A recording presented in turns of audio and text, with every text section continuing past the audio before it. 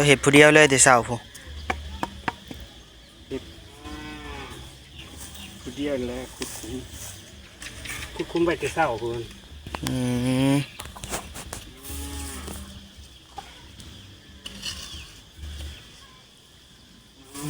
ตัวพี่น้องเลยใหม่แล้วกะรักคือมันใหญ่กว่าหมู่แถวบ้านนี่ไม่หิววันนี้เนาะ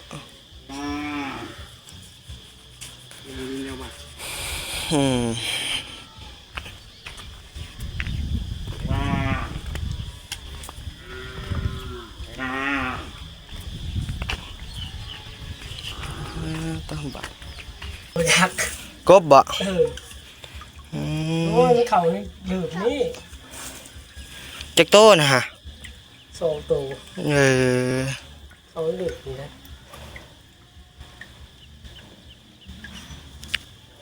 มันเป็นหลึกนะ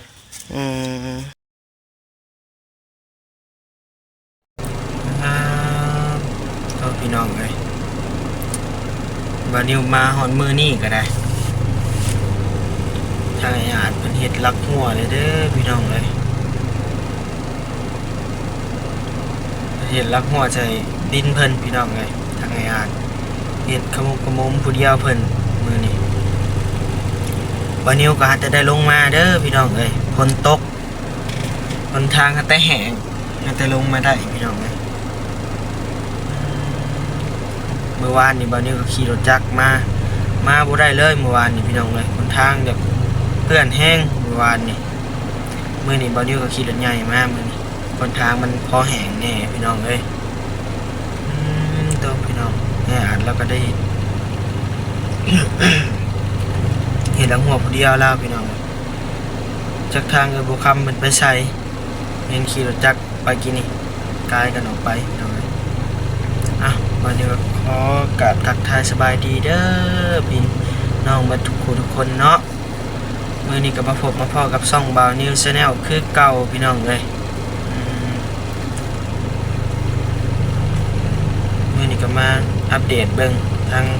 บ้านทางเฮือนให้อาจพี่น้องเลยว่าไปฮอดไสแล้วเฮ็ดฮอดไสแล้วเนาะ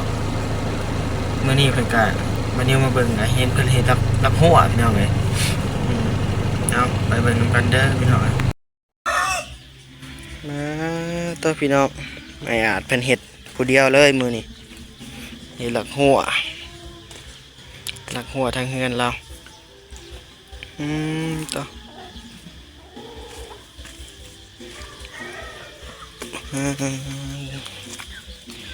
สบายดีเด้ออาจสบายดีวันนี้สบายดี FC นำเด้อสบายดี FC วันนี้เด้อสบายดีผู้ใหญ่ใจดีทุกท่านเด้อแล้วเห็ดผู้เดียวเราพี่น้องเลย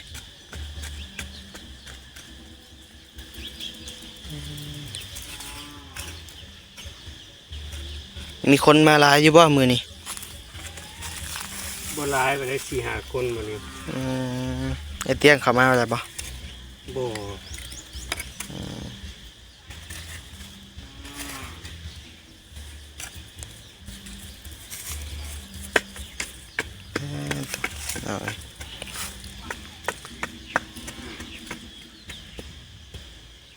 พังเมื่อไรบ่เดี๋ยวนะ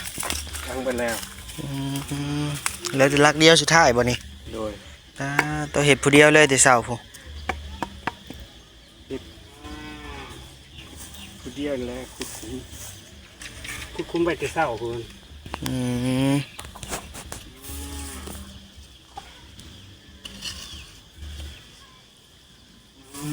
ตัวพี่น้องเลยใหม่แล้วกะ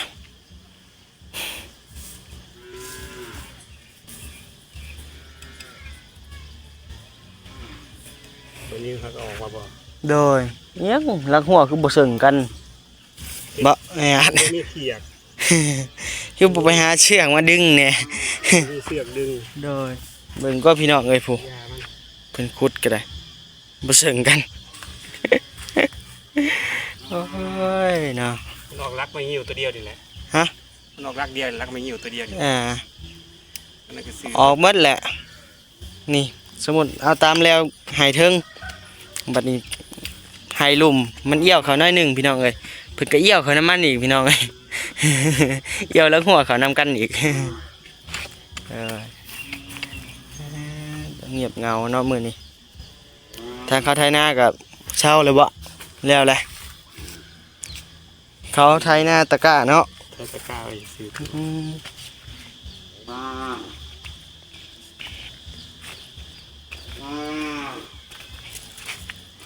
รักนี่คือมาใหญ่กว่าหมู่แถวบ้านนี่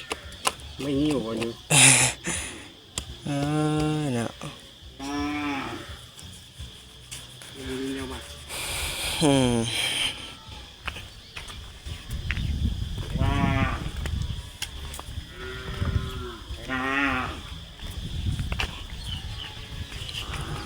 ต้องบัดมันเงียบเงาเด้เนาะพี่น้องเอ้ย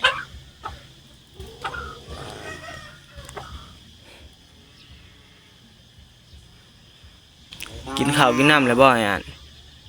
กินแต่ข้าวเช้าข้าวเที่ยงยังบ่ได้กินยังบ่อยาก ยังบ่อยากอยู่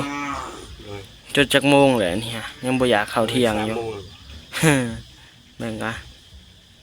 ป้าตัว3:30แล้วพี่น้องเอ้ยยังบ่กินข้าวเที่ยงอยู่กินกันยังข้าวเช้ามื้อเช้านี่ กินครับชิ้นแห้ง ชิ้นแห้งแหละ เลย ของเอ้ยบ่คำเฮ็ดน่ะบ่ เลย เนาะ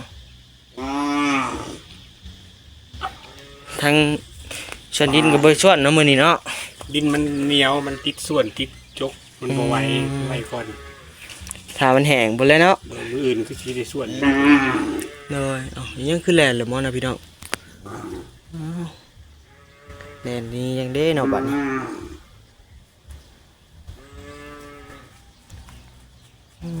เมื่อยแล้วบ่บัดนี้เมื่อยแล้วเนาะ มื้อ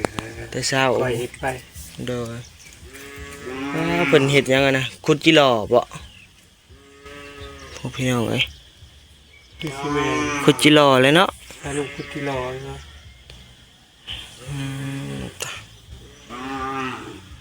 มาอัปเดตเฮือนไอ้อาดกะเพิ่นเฮ็ดแล้วหัวพี่น้องเอ้ยมื้อนี้ก็ได้เฮ็ดหยังกันเหี่ยคือมาจ่ายแบบนี้อันนี้ มันเป็นขี้ต้มแล้วก็เอาเฟืองไปใส่พอได้เอารถจักรเข้า คือบ่เก็บเอาไม้แป้นไปห้องเอา เสียดายเพิ่น โอ้ยเสียดายไม่แปะไม่อันนี้เด้ไม่โซล่าโตตัดถิ่นมาแปมเอาไปใช้เลย จักน้ำเพิ่นบ่จักน้ำเพิ่นเฮ็ด ไม่ใช่ก็ไม่แป้นล้างเฮือนเก่าดิคือว่าเห็นลายอยู่ โอ้ไปตอกนั่นก็ผิดอีกแล้วบ่นี้เว้ยนี่ก็ยังรอออกให้รออนุมัติ รออนุมัติอีกบ่ เลย ต่อ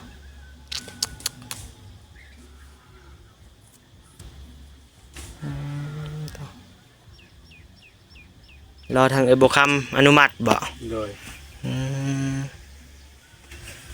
โอ้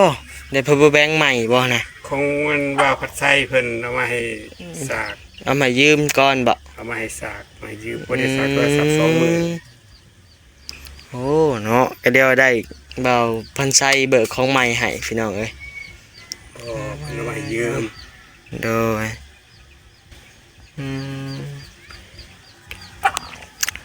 มื้อนี้บ่นี้ก็ไปขับมามันมื้อพี่น้องเอ้ยหาที่ขับมาช่วงแรง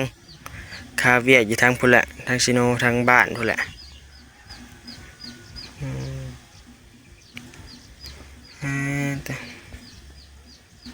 งอยเงาเนาะมื้อนี้ก็ได้ น้ำมือแล้ว ฮะ น้ำมือแล้ว นับมืองอยเงาบ่มุยไปเข้ามาเนาะ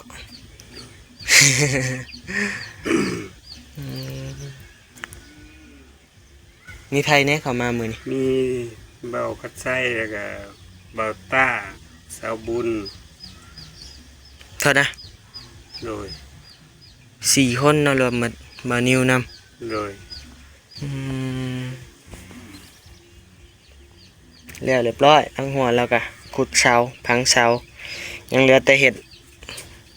ไม่แหนบไม่ยังมันอะไรเนาะพี่น้อง เราจะใส่ห้าหมดเลย โดยใส่ห้าวใส่ ยังหมัดจะคุณจะเอายังหมอให้หมัด อืม มัดผู้เดียวก็บ่ได้ต้อง2คนคนหนึงจับหัวจับท้าย แม่นแล้ว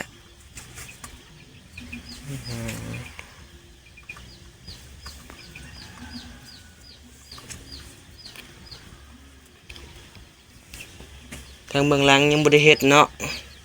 เฮ็ดมาได้ครึ่งหนึงแล้ว ฮะ เดี๋ยวเฮ็ดมาได้ครึ่งหนึง ตัวใด ข้างหลังนั่นแหละ ตัวนะฮะทางนี้บ่ได้เฮ็ดบ่ เฮ็ดคือกันแต่ว่าไว้ย่อเฮือนเด้เดี๋ยวมันเครื่องเดี๋ยวมันเกะกะเด้ตอนนั้น อืมเด้อ เราเฮ็ดงอนหันก่อนบัดนี้ก็เอาไว้คนใหม่คนยังเขาเบิดแล้วก็เฮ็ดแล้วนี่ อืม เหลือด้านเดียวนี้ด้านคนทาง เด้อ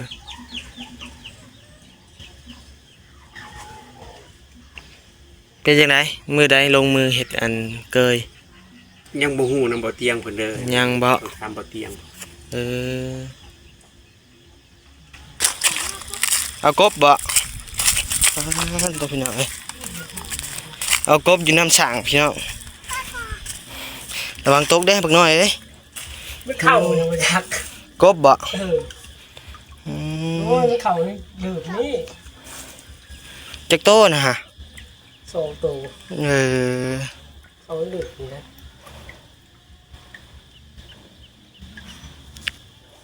มันเป็นหลึกนะ อืมมีหลืบเข้าไปในทางกล้องผมว่า วันนี้มันเจือนลง อืมตกได้บักน้อยเอ้ย โอ้ยอะไรแล้ว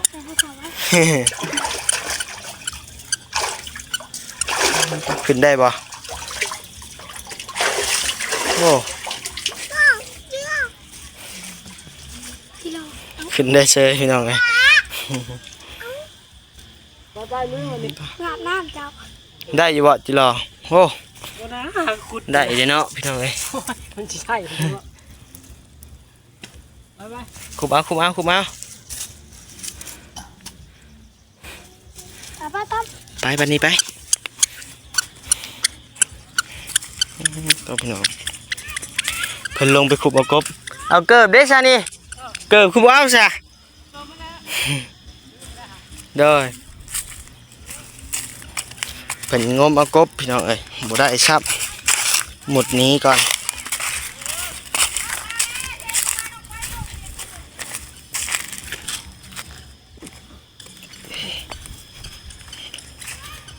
ทางนั้นอาจ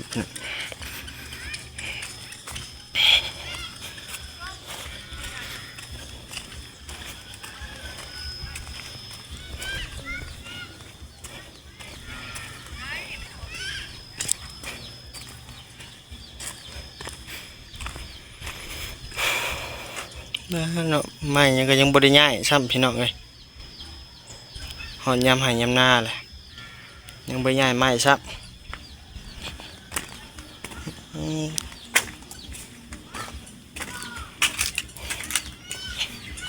บ่ได้ซ้ำไม่อ่ะเลยเพิ่นว่าเพิ่นเห็น2โตกบนะ ได้ตัวเดียว ยังบ่ได้จักโตซ้ำหมุดนี้ก่อนมีแต่น้ำสางไว้บ่นี่ก็น้ำสางนะก็น้ำสางบ่ เบิ่นห้องน้ำติดนั่น โอ้ก็เดี๋ยวเป็นน้ำสางอันนี้ก็เบิ่นสางของน้ำบ่ จักแล้วบ่จัก อย่าไปสางของน้ำเก่ายักษ์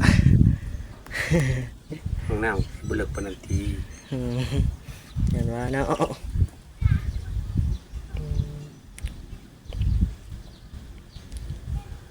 เทียงกับเจ้ามีไพ่บ่อยอ่ะเทียงกับเจ้าก็ได้ บ่มีแต่แพงโซดาเซลล์แค่นี้ โซลาร์เซลล์หมดเนาะ เลย ไพ่ขับบ่ถึงพี่น้องเอ้ยอยู่แถวนี้เทียงใดก็ยังบ่มีดินนี่มืออื่นส่วนได้เลยเนาะ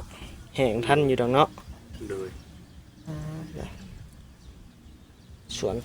นเขาในไปแล้วเนาะก่อนเนาะบัดนี้ บ่เตียงเพิ่นว่าให้เอาเข้านี่ก่อน เอาเด้อพี่น้องเอ้ยบัดนี้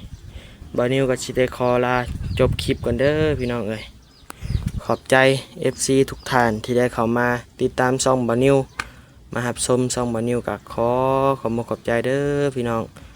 ทางฝั่งลาวฝั่งไทยหรือว่าต่างประเทศเด้อพี่น้องเอ้ย ขอบคุณขอบใจมาทุกคู่ทุกคนเนาะเอาบายบายเด้ออาจสบายดีเพิ่นแน่ สบายดี เด้อ